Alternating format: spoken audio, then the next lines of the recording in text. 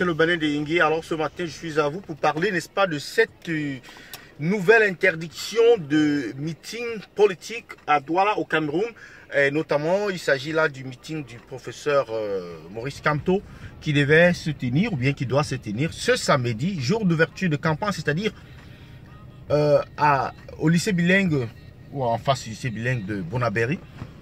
Et le motif avancé, comme celui de la dernière interdiction, qui se rapportait, n'est-ce pas, à Cabral Libye, il s'agit de dire qu'il n'y a pas de lieu de meeting.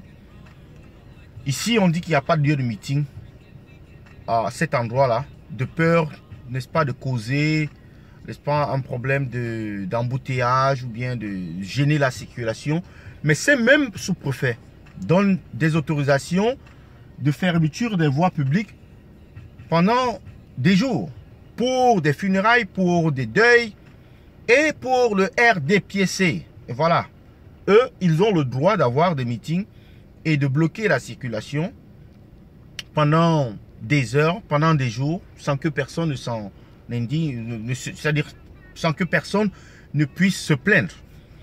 Alors, la question qu'on doit se poser, c'est si les sous-préfets sont prêts, n'est-ce pas, à créer la crise francophone, tout comme ils ont créé la crise anglophone, qui a commencé par des manifestations interdites ou des interdictions illégales ou contre la loi.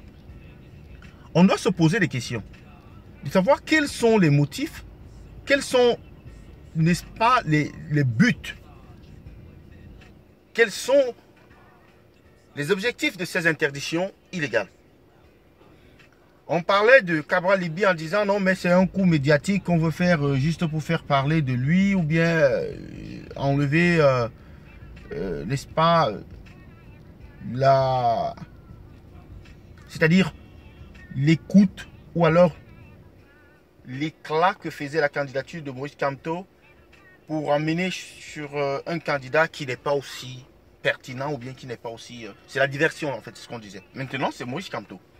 Demain, ça sera peut-être Serge Espoir Matomba ou bien Joshua aussi, comme ça. Mais nous, les Camerounais, moi j'ai toujours dit que le changement se passera au Cameroun, pas par les urnes, mais par une décision, une révolte populaire.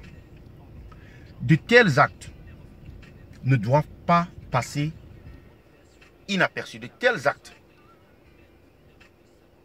doivent être sévèrement réprimé par la population. C'est-à-dire la population doit se soulever et, n'est-ce pas, s'offusquer et, n'est-ce pas, mener une contre-action ou alors simplement ignorer ces interdictions d'ailleurs qui ne tiennent pas vraiment la route. Donc c'est ce que j'avais à vous proposer ce matin sur ces interdictions illégales, ce que vous avez à dire, vos opinions. J'attends bien sûr votre participation. C'est le Bénin de Yingui. Merci. Bye.